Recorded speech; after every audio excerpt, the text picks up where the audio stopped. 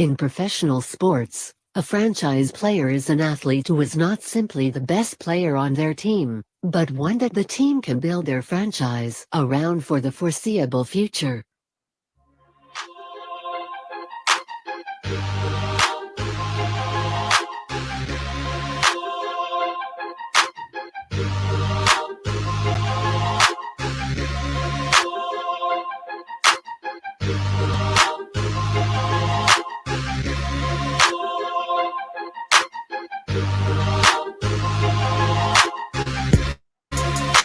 Welcome into a brand new edition of Franchise Players here on Tobacco Road Sports Radio, TobaccoRoadSportsRadio.com. I'm your host, Desmond Johnson.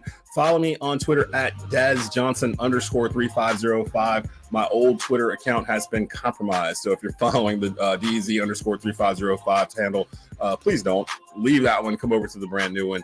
Loaded show today. David Glenn will stop by Sports Buffet style. He'll talk ACC hoops action from this weekend, some Panthers notes, Super Bowl, much more.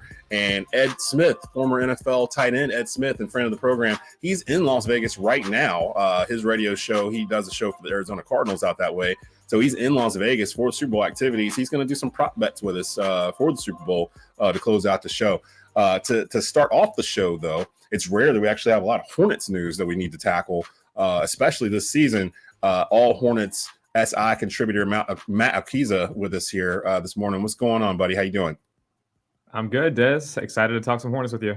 So we started off the day yesterday with news that the Oklahoma City Thunder had acquired Gordon Hayward in a trade with the Hornets. Hayward was an all-star in 2016-17 season with the Jazz. He's going to go back out west. The trade, Thunder got Gordon Hayward. The Hornets receive, and everyone, please excuse me if I butcher these names as we as we get into this. Vasily Misic, did I say that right?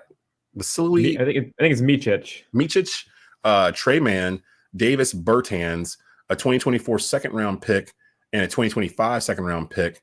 Both of those we received from Houston and Philly, and some cash. So the Hornets got 2 second-round picks and 3 players and some cash out of it. And they're sending Gordon Hayward, who had a expiring contract, back out west. What were your thoughts when you heard about that trade, and what grade would you give it? Yeah, I gave it a B+ on the All Hornets grade the trade. If you want to see what I wrote and what some more people wrote, go check that on allhornets.com. Yeah, I mean, I thought it was a good deal. I mean, the signing Gordon Hayward in 2020, I mean, it was fine, like he ended up playing 3.5 years here. He was marred with injuries the whole time. He never really had a full season to show what he could do. So yeah, I mean, I'm glad the Hornets were able to move him, get him to a place where he can actually compete in the playoffs this year. And I mean, I like what they got back. I like Trey Mann. I think he's kind of been buried in OKC. They have a lot of guard depth, and he hasn't really had a chance to play a lot of minutes and get a chance to be not a go-to guy on the team, but like a solid 6 man.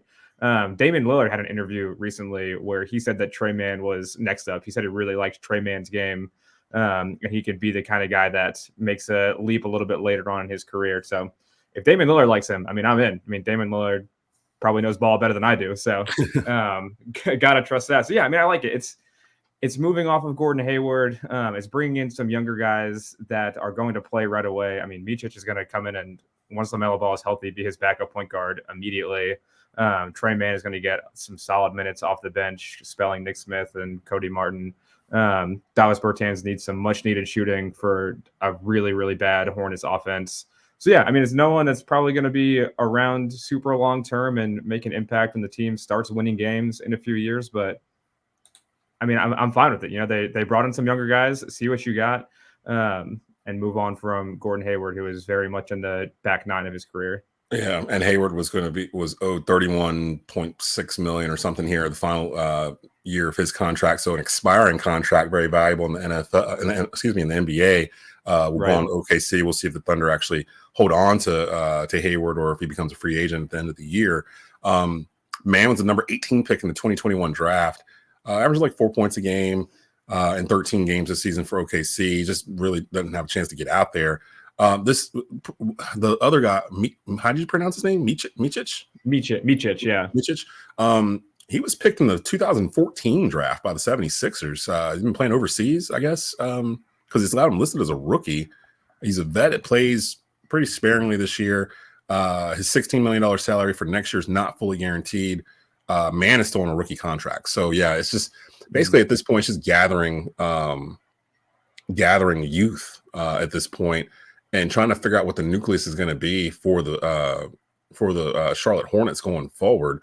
The next thing that popped out right after that, and honestly, the Hornets might have been the most active team during the deadline yesterday, which was we kind of hoped they would be. And actually, I wish they did a little bit more, to be honest, but they did what they did. Yeah. The Dallas Mavericks, they've been to PJ Washington. Woe from ESPN reported first that the Mavs got PJ Washington in exchange for Grant Williams, Seth Curry, and a lightly protected first round pick. In fact, it's top 2 protected. So, and the Mavs are not going to be picking in the top 2 anytime in the next couple of years. It's a 2025 or 27. 2027. So they get a first round pick out of this one as well. Give me your thoughts on this trade. I actually really liked this one when it came across my desk. Yeah, I like this one a lot, especially in the NBA when star players have more. They're more liberal with their trade requests. You never know what's going to happen with Luka Doncic in Dallas. He could wake up a year from now, 2 years from now, and get traded to New York or to LA, and that 2027 Mavericks pick could be in the top 5.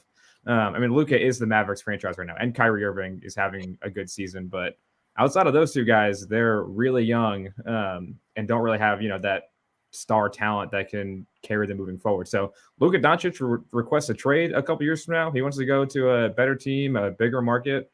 That 2027 pick that the Hornets are getting from Dallas could be phenomenal. So really both these trades together, it feels like the first time in my life that the Hornets are really just pushing the chips in for the future.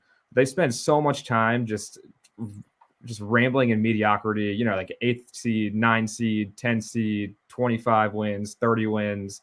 It feels like they're firmly pushing their chips in for 2026, 2027, rather than just trying to gather talent that has in their late 20s, early 30s that can push them to 40 wins as the ceiling for the team. Yeah. So, I like it, man. Again, they're bringing in some local guys too. Grant Williams, Seth Curry, those guys are both from Charlotte. It's cool to have a little homecoming that can bring some storylines to the rest of the season. And they're both solid NBA players. Grant Williams is going to back up Miles Bridges, really just slot into PJ Washington's role.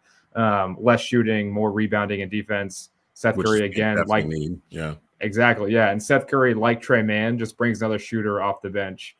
I'm interested to see Brandon Miller run with lineups with more shooting, so he's not just the really focal point for the defense right now. So you put out some shooters alongside Brandon Miller and Miles Bridges. There's potential for a decent offense there. Don't know if Steve Clifford's the coach to bring it out of them, but for what we got right now, I'm not upset with the trade at all. All Hornets SI contributor Matt Alquiza with us here on Franchise Players, talking a little Hornets here. Start off the day on Friday, February the 9th. You talked about Brandon Miller. My man's been on a heater the past 4 or 5 games. I believe he's averaging over close to or right around 30 points per game in this stretch here. Has really seemed to kind of take more of a leadership role with the team. I saw a clip. Forgot who they're playing. Was it the Cavs? It was somebody earlier this week where there was somebody shot it. It might have been Miller. Shot it, missed it, was coming back down the court, and hardly anybody was running back. And the other team got ahead of him, scored a quick layup or whatever. And you can hear on the audio Brandon Miller cursing, he's like, "Get the F back" or whatever. I saw the clip, and I was like, he's a rookie telling these guys to get back. At this point, it feels like the power dynamic has shifted to him, and he feels like he's more of an alpha than LaMelo is. Is that an accurate assessment? Do you think going forward it's going to be Brandon Miller is going to be the one that we think of first when we think of the nucleus of the Hornets in, say, 2 years or whatever, not LaMelo?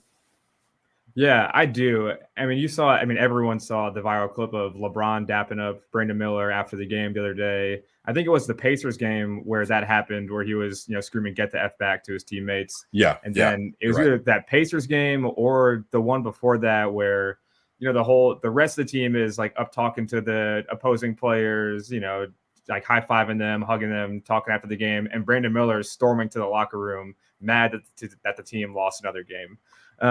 When it comes strictly to leadership, when it comes strictly to just his demeanor on and off the court, I mean, I think he's the alpha on the team already. I mean, he's 19, 20 years old right 19, now, yeah. and 19. And just strictly from the outside looking in, from what you see on what the TV cameras show, I mean, he cares about the team more than anybody else, it seems like. And obviously, we can't speak about what goes on in the locker room, what goes on in the text threads before and after games. But from what we are seeing from the outside looking in, I mean, he cares about this team more than just about anybody else, it seems like.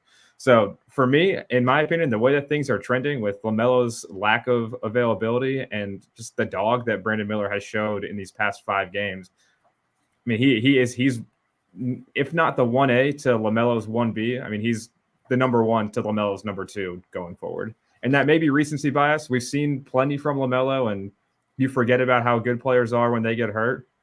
But from what I have seen in these past 2 weeks, Brandon Miller has elevated himself like at least a tiny level above LaMelo, and that level is growing every time Brandon Miller steps on the floor. Yeah, I would agree with that. And of course, Miller, LaMelo, I'm still kind of up in the air with Mark Williams because I was counting him as part of the core, but he's having back issues and he's really young. You never want to have Those are back issues. killer for a big man. For a Yeah. 7-footer with back issues at 21, I mean, that's It's like not going to get better. Yeah, it's not. It never gets no. better. So I'm kind of just curious what happens with him because he was a top 10 pick too. And you would think those 3 would be the core they're going to build around going forward. And now Miles Bridges, who was the last thing I was going to bring up here, Miles decided to invoke his no trade clause that he had in the 1-year deal he signed with the Hornets to come back this year, basically meaning that they couldn't trade him and that they own his bird rights. So when they get to the offseason this year, they can offer him more money than the other team could. It's almost like Miles was kind of paying it back to the Hornets for being in his corner over the past 12 months when all the other stuff was going on with him off court behind the scenes. And the Hornets basically kind of stood firm and were like, we'll wait this out. And it feels like he's kind of rewarding them by doing that because he could have easily went to Phoenix was mentioned as a spot for him. The Lakers, a couple other places where he might have been able to slide through. But from all accounts, Miles really loves Charlotte. So your thoughts on that core of LaMelo, Mark Williams, Brandon Miller, and Miles Bridges kind of going forward over the next 3 or 4 years with the Hornets? What do you think the ceiling might be for them? Yeah, I mean, on paper, like it all fits, right? LaMelo is the lead ball handler. He's the point guard. He's the one initiating the offense. Miller and Bridges are going to run the wings. They're both like solid shooters. You would think that they're both solid defensive players. They both have their lapses. Miller is a rookie. Obviously, he's not going to come in and be an elite 2-way player right away. You've seen enough of his offense to make his whatever he lacks on defense passable for right now. And Williams is the interior defender, right? Like those 4 players on paper, it seems like they fit perfectly together. And Charlotte is now on track for what could be a top 3 draft pick, depending on the lottery, to add another shooter in there, add another wing defender in there. So I'm counting that this first round pick that Charlotte has in that core as well. If they draft the right guy and they hit on another draft pick, which I mean they did last year, Brandon Miller is they passed a phenomenal player. 2 years. Yeah, they've done it so far. Since 2021. I mean, that was the 2021 draft is kind of like the black mark on the franchise right now. But 2020 drafting LaMelo, 2022 drafting Mark Williams, 23 drafting Brandon Miller. I mean, they've got something cooking, man. This is okay. It's the first time in my adult life that Charlotte has young talent and assets moving forward where they are actually moving in the right direction as a franchise. See, that just dated me because I was about to say the last time I can remember them do this was when they drafted Kendall Gill, Larry Johnson, Alonzo Mourning to go with Muggsy Bogues way back in the early 90s where they just had a string. But again, they were picking top 3, 2 or 3 of those years. Kendall Gill was a top 10 pick. So, I mean, sometimes it's hard to mess up a top 3 pick, especially if they're very clear cut. I was trying to think of who that would be this year in college basketball because it's kind of muddled in terms of who's what. Zach Edey's kind of running away with the player of the year stuff, but we don't need Zach Edey. No, and he'll be picked in the 20s or the second round for that is part of the problem. Is this draft isn't, people are saying it's not the most talented draft in a long time. It's a draft of role players, is what I've heard a couple people say. But at the top of the draft, it's a bunch of wings. I mean, it's Cody Williams from Colorado is like in the running for the top, like for one of the top picks. He's the brother of Jalen Williams from OKC. There's a couple of G League guys, a couple of European guys, but I mean, you're saying no one in college basketball has really like stamped themselves as top 5 pick worthy as of right now. Right. All right. Well, follow his work with All Hornets SI, content coming out daily. Matt Alquiza joining us here on Franchise Players to talk a little Charlotte Hornets. It's actually nice to talk some Charlotte Hornets for a change here. And we'll get into more NBA stuff, especially as the NFL season's winding down. Appreciate you coming on, Matt. Yeah, absolutely. Thanks for having me. Coming up, more here on Franchise Players, Tobacco Road Sports Radio, tobaccoroadsportsradio.com, and WTOB 980 AM, 96.7 FM. Franchise players are often referred to as the face of the franchise.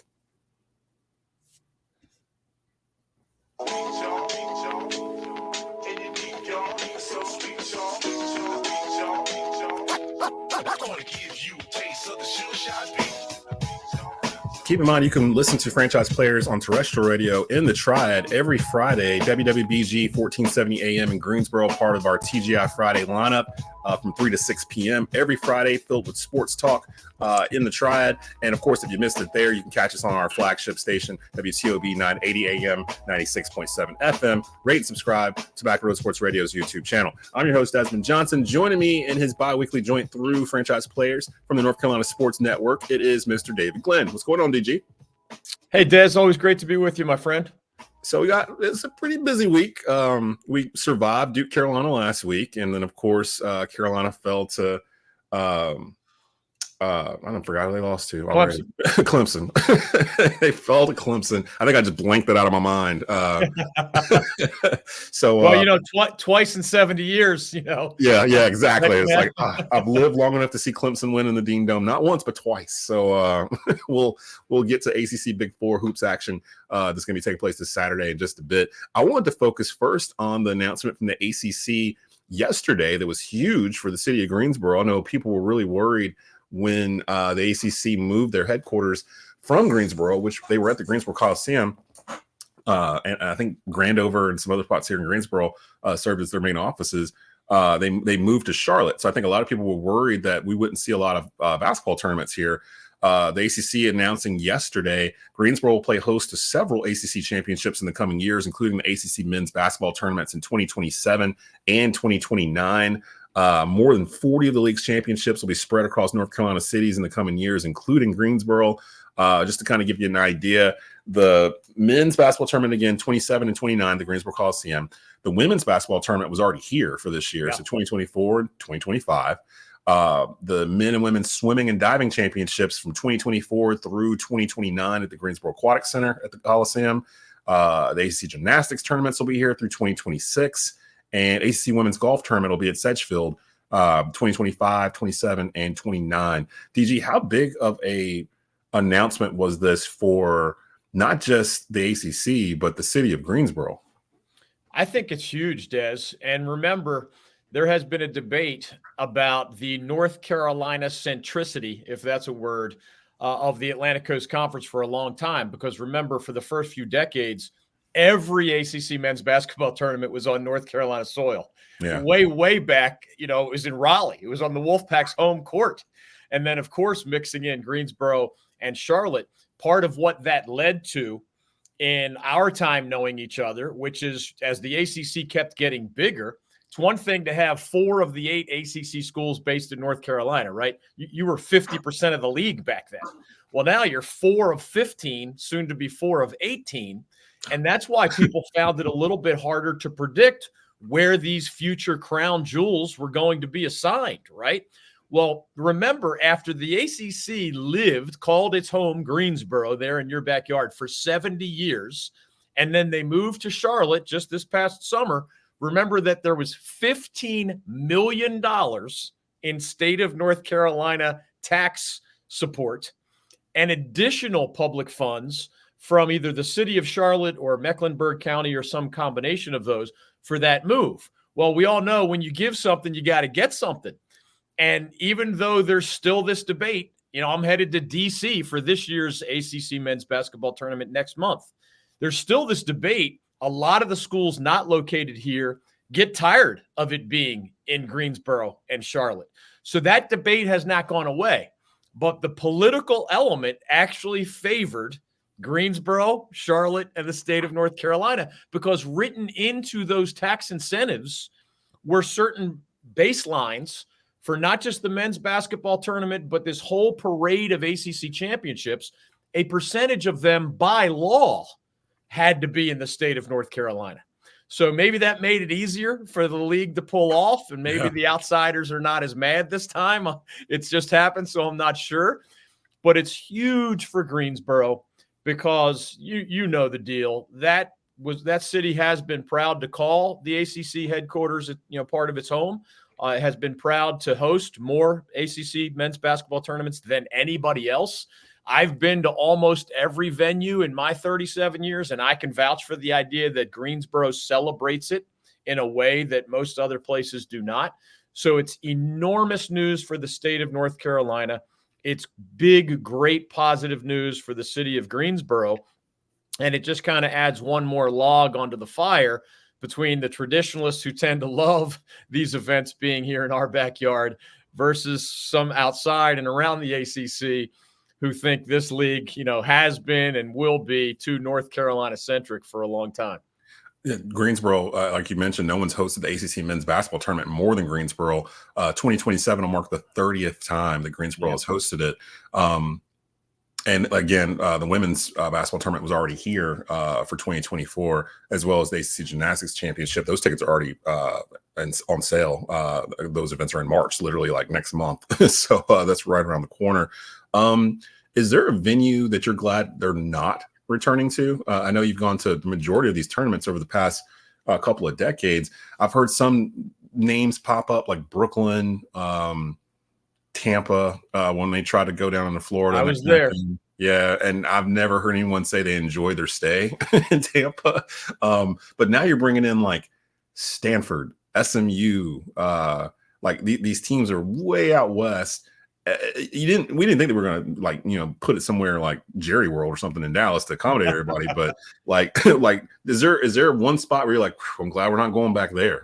Is there one? It might be Tampa. In fact, when I was down there, Des, I wrote a long form article where I just asked everybody from back then. It was your cab driver, not your Uber driver. Yeah. But your waiter, your waitress, your bartender, the hotel clerk.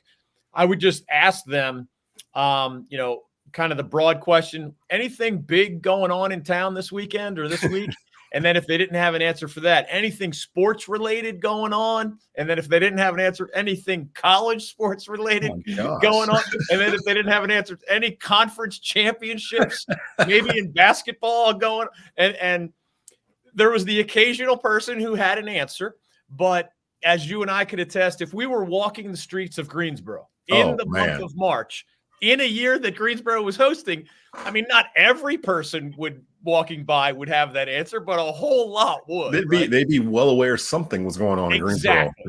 and they might even start to tell us about the history of the ACC and this coach and that player and this memory of another turn. I mean, they might talk your ear off, right? I remember when Jim and maybe that Uber driver's going to make it an entertaining 10-minute drive. Personally, I actually have relatives and friends in Tampa, Florida. All the Glens that aren't in Pennsylvania are in the Tampa area. So for me personally, it was kind of fun, but I'll never forget. I was trying to help somebody get tickets, and there's this old number. I don't remember it off the top of my head, but you've heard the phrase, there was no public sale of ACC tournament tickets from A to B. And it was something way back in the 60s, all the way into the early 2000s. You had to be a member of a booster club. There was no such thing as just a member of the public walking up to the box office and buying tickets. In Tampa, I did that. I went up, not even saying who I was, just Joe on the street. And I bought tickets. Now, I don't know if that's officially the first year, but it reflected the much lower level of interest overall and lower local interest, obviously. I will add, I am not one of those who's so traditionalist that I want it to be in Greensboro or Charlotte every year. I'm not unhappy that the next 5 in a row are here. My hotel bill in D.C. next month reminds me that I would rather be here more often. But if we occasionally went to Atlanta, where Georgia Tech is, occasionally went to Dallas, where DC. SMU is based, occasionally go to New York City, where my wife's family is from, and I have a lot of friends. Like the old saying, variety is the spice of life. I'm a believer in that. But if you told me that 75 to 80% of these tournaments are going to be Greensboro, Charlotte rotation, sign me up. But I like a little bit of variety as well. It kind of bleeds to the TV too. Sometimes, like when they're in DC or Brooklyn or wherever, it almost feels like we're not supposed to be there. You know what I mean? Like we snuck in and we're playing a game at the Barclays Center or whatever. We're not supposed to be here. But when it's in Greensboro, it is different. I did go to the ACC tournament final, Duke and Virginia last year. Me and JP Mundy went to the when you're in Greensboro, they do you right. They give you the dinner or whatever, and then the media gets fed really well. We went and sat on press row for a little bit, and I sat there for a half. And then at halftime, I was like, I don't like either one of these teams. So I ended up leaving. But I got a chance to see Kyle Filipowski up close and the Duke team and everything else, like right there on top of them. And there was a different vibe in Greensboro. Like it's like their thing. Like they enjoy putting on the ACC tournament, whereas some other places, I feel like they just do it as like a money grab. But like there's like a bragging rights type, like we do it better than everybody else type thing when it's in Greensboro. So I definitely felt that vibe when I was there. David Glenn joining us here on Franchise Players. Follow him on Twitter at David Glenn Show. Let's bounce over to the Super Bowl real quick. Kansas City Chiefs taking on the San Francisco 49ers. The last time I checked, the 49ers are, I think, a 4-point favorite going into this matchup. But Pat Mahomes is on the other side. And a long time, about 2 years ago, I was like, I'm not betting against Pat Mahomes anymore, especially once it crosses January on the calendar. Like it just seems like it's futile to even try to do it. You've had about 2 weeks now to kind of think about this matchup. It probably is the best matchup we could get in terms of excitement and storylines and everything else. Who are you leaning towards right now? 49ers, Chiefs in this Super Bowl? I lean right now in the direction that you just described. It is awfully hard to bet against Andy Reid, Pat Mahomes, and the Kansas City Chiefs. Now, we all know football is a different animal. The whole sport is wired to the concept of relative parity. So it's really hard to be a dynasty. But when the chips are down, the Chiefs were on the road against the NFL MVP quarterback Lamar Jackson, against a team that was on a roll and always plays incredibly well there at home in Baltimore, and the Chiefs figure out a way to win.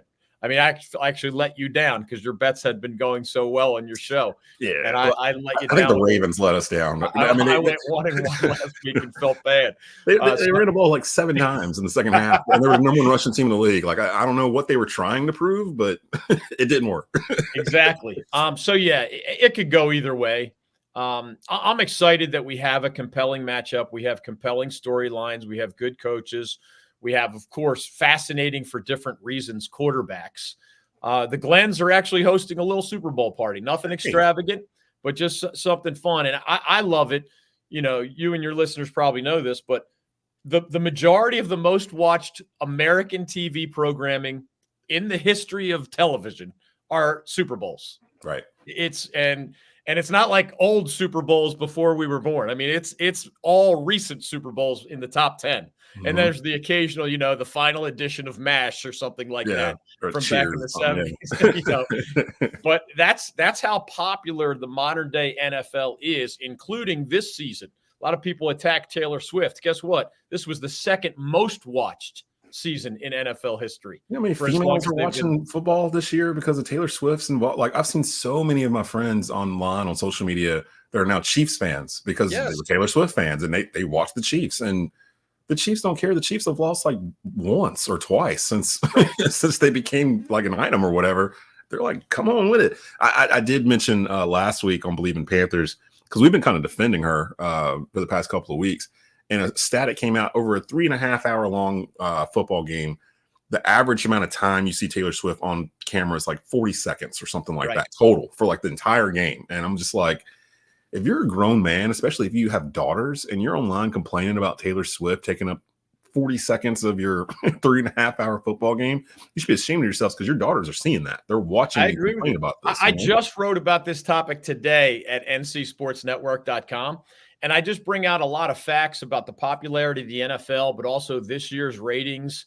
And Tony Dungy made some asinine comments about this Taylor Swift factor on the NFL. I mean, yeah, he's got to do his homework. I mean, Tony Dungy is a former NFL coach, and I'm one of those who believes that anybody's opinion is worth listening to if they do their homework.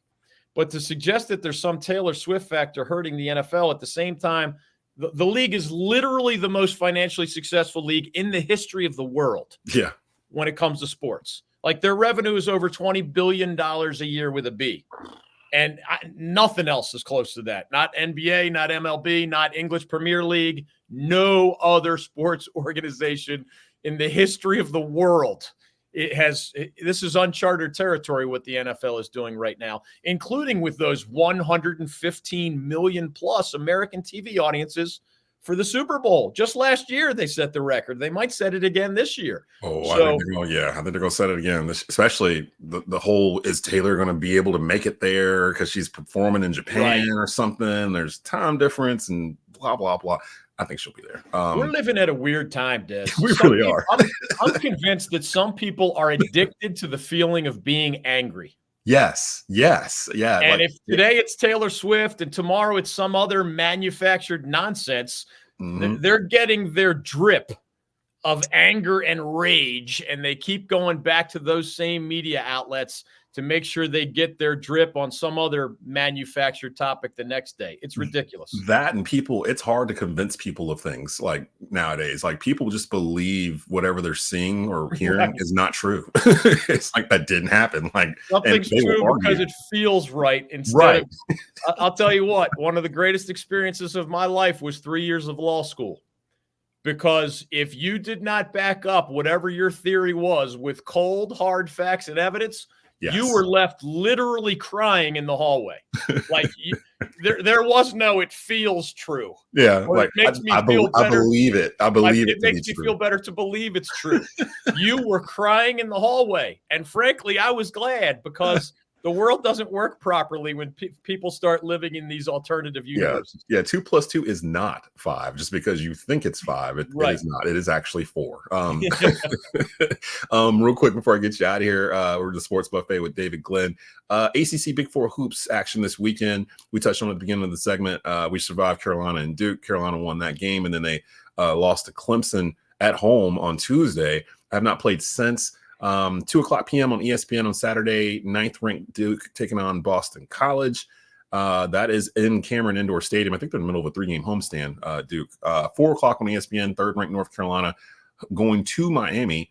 And at 4 p.m. on ACC Network, an interesting matchup at the Joel, actually. NC State and Wake Forest jockeying for position. Out of those 3 games, which one are you keeping an eye on the most?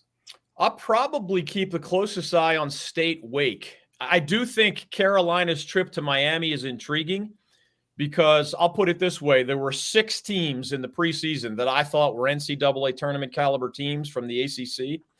The other 5 have turned out to be maybe tournament teams, meaning Duke, Carolina, Virginia, Clemson, and maybe Wake Forest. We'll see. Miami is the one that I think is a lot better than its record. It certainly has a lot of talent, so the Heels could have their hands full in Coral Gables. But I'll pick the one in our backyard, because I think Wake is a tournament caliber team, and I think State is about to fade into irrelevance. I know where State is in the conference standings, but folks have to remember that whereas Carolina and Duke and Clemson has a bunch of great non-conference wins, Virginia to a degree, the Wolfpack just doesn't have many signature victories. Yeah. And they're about to fall way off the bubble, whereas Wake is kind of fighting for its postseason life. So with the Deacs at home, I think the Deacs will show that they're the better team. But those are 2 interesting ships, because remember, some Wolfpack fans are howling about Kevin Keats, even though he made the tournament last year. And this is year 4 for Steve Forbes.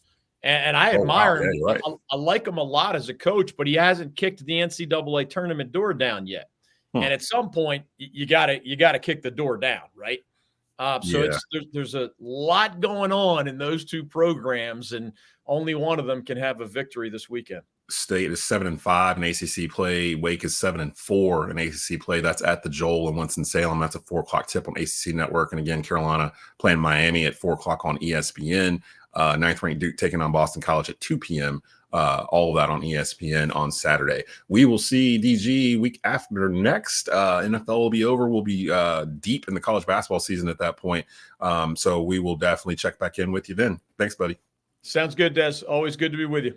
Coming up, more from franchise players here on TobaccoRoadSportsRadio.com and WTOB 980 AM 96.7 FM. Franchise players are often referred to as the face of the franchise.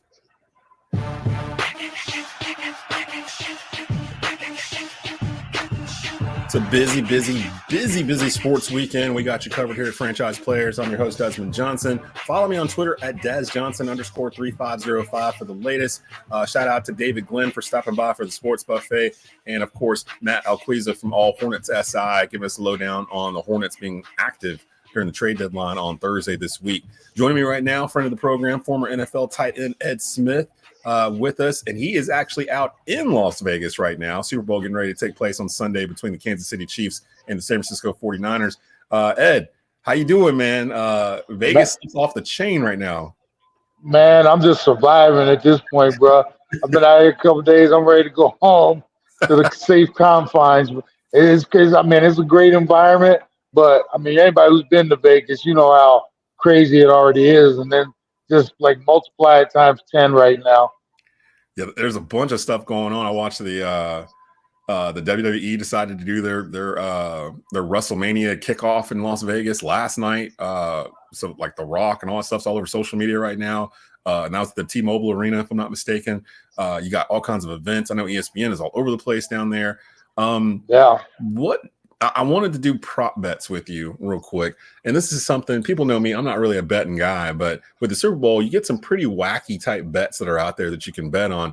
And I figure you're in Vegas, so maybe we can help you out before you leave. You know, maybe you want to drop a little something on something and kind of see what maybe we can help put some money in your pocket. So there you go. I wanted to start off prop bet Travis Kelce to win Super Bowl MVP. If you're following the narrative, if you're following the storyline, Travis Kelce has basically played a fantastic year. Got Taylor Swift on his arm. The Chiefs make it back to the Super Bowl. Nobody was really expecting them to. Odds on Travis Kelce winning MVP of this Super Bowl. Would you take that prop bet?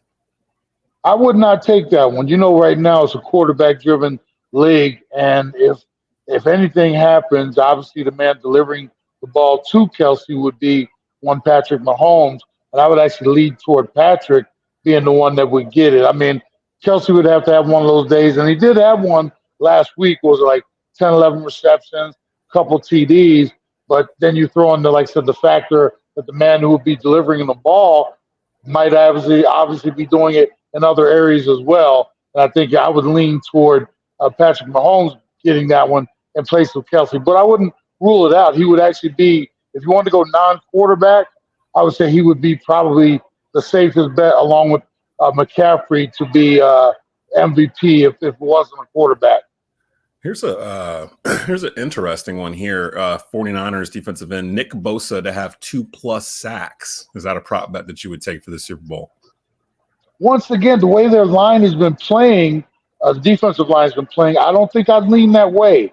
They've been doing a pretty good job, but we all know that they got gassed a little bit by Detroit last week, or 2 weeks ago, I should say. And I think Kansas City, if anything, they're going to come out and try to run the ball, just like Detroit had success in doing it. And then the other thing against Bosa in that manner, I think Patrick will be probably getting the ball out of his hands very quickly. I don't think there's going to be a lot of deep drops in this game for Patrick.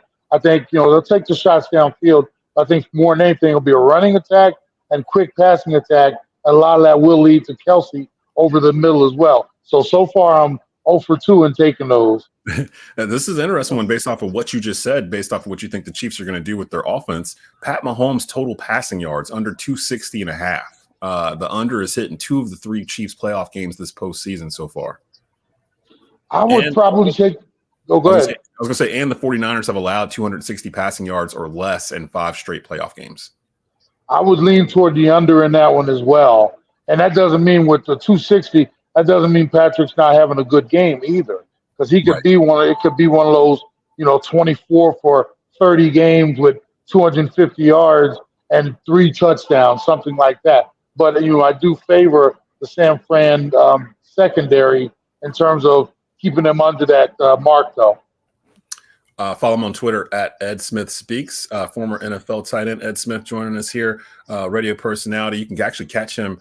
You're still the host of the Believe in Cardinals podcast on Believe, if I'm not mistaken. Yes, sir. Yeah, so part of the Believe family. I'm sure there's a bunch of Believe folks running around Las Vegas right now as well. Yeah, I saw them all yesterday. Yeah. Total. Christian McCaffrey, total rushing yards, under 90.5. The under hasn't hit in 3 of McCaffrey's last 4 playoff games, and the Chiefs haven't allowed a 90-yard rusher in 15 straight playoff games. Wow, I didn't know that. That one is, that's one I'm actually thinking about playing. Yeah. I've been working on my little parlay, Des. Me and my son, we're trying to put something together, maybe make it a little interesting. And in my parlay, I was looking at that one, and it's hard to bet against McCaffrey. There's 2 things to play here. One, he's always good for one of those 25, 30-yard runs, just to break free. And that's what you need if you're going to get the over. The other thing is, on the flip side, he's not necessarily all running. He's passing as well. So there might be a couple swing passes that take away from his runs. They could be considered run plays, but they'll take away from because they're actually pass plays. So that's why I'm caught between on that one. But if I'm taking, I'm putting this one in my parlay, I'm probably taking the over on that one because I do think McCaffrey will somehow, some way get to that 90-yard plus threshold. Let's stick with McCaffrey. Christian McCaffrey to score 2 total touchdowns. Yes.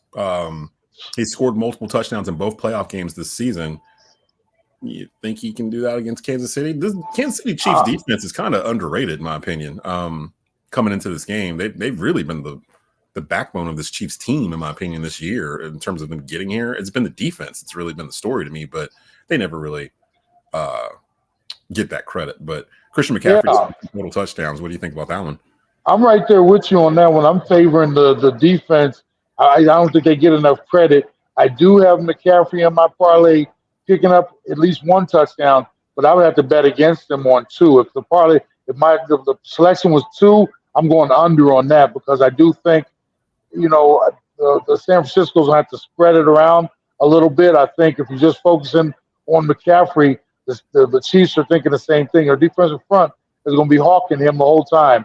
If they get the ball down deep, for something and goal to go, I think that's where McCaffrey gets his touchdown. But I don't think he gets 2 in this game. So I would take the under on that one. 49ers total points under 24.5. The Chiefs have allowed just 16.8 points per game this season. Only one team, the Packers in week 13, have scored 25 or more points against this Kansas City Chiefs defense all year. 49ers total points under 24.5. You taking that or you take another? I would actually take that. When you saw what they did to the Ravens last week, and I think part of the problem is the Ravens, for some strange reason, went away from everything that they do.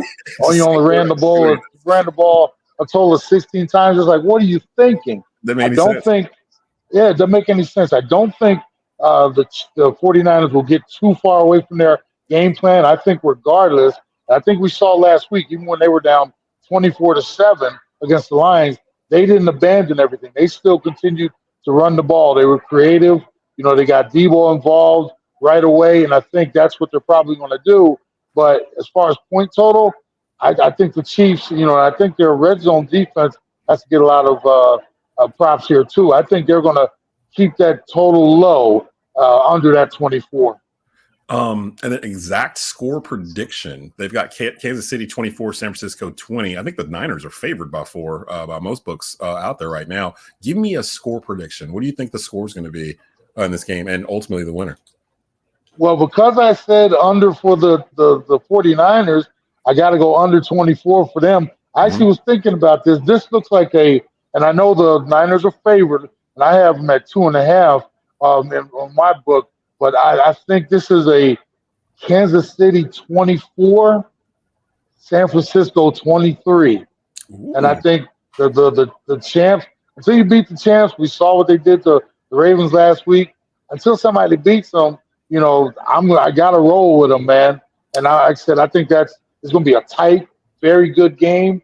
This will be one that comes down to who makes the biggest mistake turnover-wise in the red zone that takes points away from them, and who can score touchdowns instead of field goals in this one. But I got KC, and KC might put all their points on the board in the first half and not score again. Right. But they'll probably end up winning this one, like I said, by the skin of their teeth. But you only have to win by 1, bro. And I'm going 24-23. I agree with everything you just said. As much as I want to talk myself out of Pat Mahomes winning a Super Bowl, like, something in the past year and a half, I was like, I can't bet against him anymore, especially after January. Like, it's maddening, like, to try to figure out a way to beat this dude. And the one time that he really lost in that Super Bowl against Tampa Bay, he showed up with no offensive line, literally, and was still hitting dudes with darts in the numbers, and they were dropping the football. So I'm with you. I'm going with Pat Mahomes and the Chiefs. Plus, I'm an old school Dallas Cowboy fan, so I personally, deep in my heart, I can't root for the 49ers in anything. So it's like, it just feels too weird. Even though McCaffrey's over there, and I know Steve Wilkes is there, and I got some there, I can't do it. I cannot root for the 49ers to be successful in anything in life. So I gotta go with Patty Mahomes and the Chiefs. Man, be safe out there in Vegas. I assume you're staying through Sunday.